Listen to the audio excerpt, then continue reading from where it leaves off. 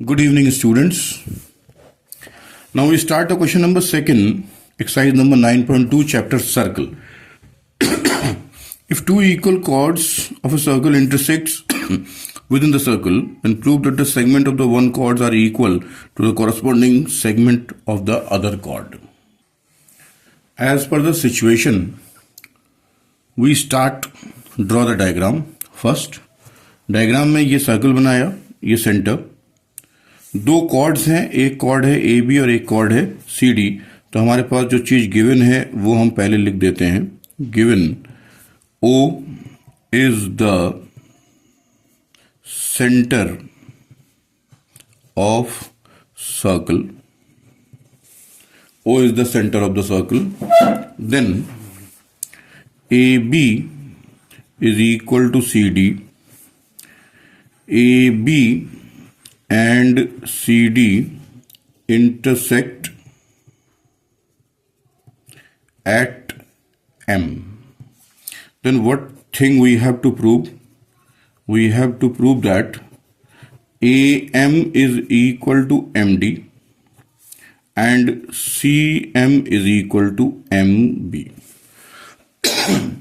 As per the situation, prove that the segments, यानी segments ये AM MD के और CM MB के, क्या किया हमने? कंस्ट्रक्शन किया. कंस्ट्रक्शन में join O to M, join O to M, and this one is perpendicular, this one is perpendicular, this one is X and this one is Y. That means OX is perpendicular to AB and OY is perpendicular to CD. Is that okay, everybody? Now come to the solution. Listen, come to the solution. AB is equal to CD. OX is perpendicular to AB. Therefore, AX is equal to XB, equation number first. Because of that, chord पर perpendicular अगर drop करते हैं तो वो cord को bisect कर देता है. ठीक इसी तरीके से OY is perpendicular to CD, तो CY is equal to YD, equation number second. Now we enter in triangle number OXM and triangle number OYM. In both the triangle, first thing क्या है हमारे पास? OM in first triangle is equal to second triangle. OM is equal to OM, क्योंकि ये चीज क्या है आपके पास common. Second thing क्या है आपके पास? OX is equal to OY because AB is equal to CD. Rule है कि अगर कॉर्ड्स इक्वल हैं तो सेंटर से उनकी डिस्टेंस भी इक्वल होती है. एंड थर्ड थिंग, ये 90, angle number X is equal to angle number Y, both are equal to 90 degree.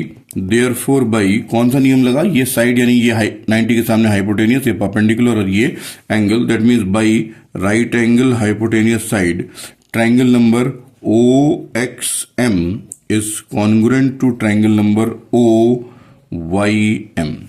Okay? Triangle number OXM is congruent to triangle number OYM. Therefore, by CPCT, we can say that XM is equal to MY. This is equation number third.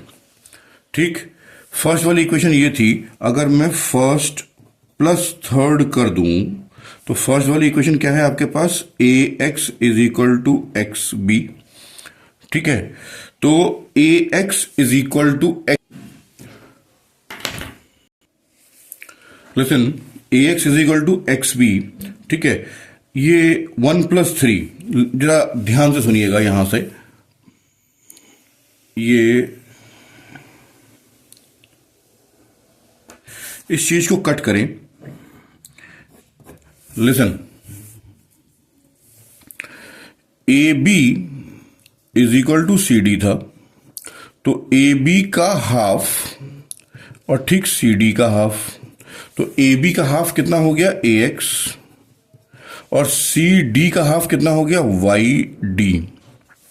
यहां पर equation number जो third है हमारे पास वो क्या है, X M is equal to M Y. इसको अगर मैं इक्वेशन नंबर 4 ले लूं और 3+4 कर दूं तो देखो एक्स एम में मैंने ए एक्स जोड़ा और इधर वाई डी में मैंने एम वाई जोड़ा। तो एक्स एम में ए एक्स जोड़ा तो ये आ गया आपके पास ए एम और ये आ गया आपके पास एम डी, यानी पहला वाला सेगमेंट आपका कंप्लीट हो गया। लेकिन हमें दूसरा सेगमेंट भी कंप्लीट करके दिखाना है। अब वो दूसरा सेगमेंट कैसे कंप्लीट हो, तो दूसरे सेगमेंट को कंप्लीट करने के लिए हमारे पास क्या इंफॉर्मेशन पहले से गिवन है कि ए बी जो है वो सी डी के इक्वल है। इसे मैंने मान लिया इक्वेशन नंबर 5, ठीक है। और A B is equal to C D ये आपके पास गिवन है और A B is equal to C D ये इक्वेशन नंबर 6। तो अगर 6 में से, तो ये भी 6 हो गई, तो 6 में से अगर मैं 5 को माइनस कर दूं दैट मीन्स ए बी में से मैंने ए एम माइनस किया और सी डी में से मैंने डी एम माइनस किया या एम डी माइनस किया, तो हमारे पास ए बी में से ए एम माइनस करेंगे तो यहां बचेगा आपके पास बी एम और यहां बचेगा आपके पास सी एम और ये क्वेश्चन आपका सॉल्व हो गया। Is that okay everybody?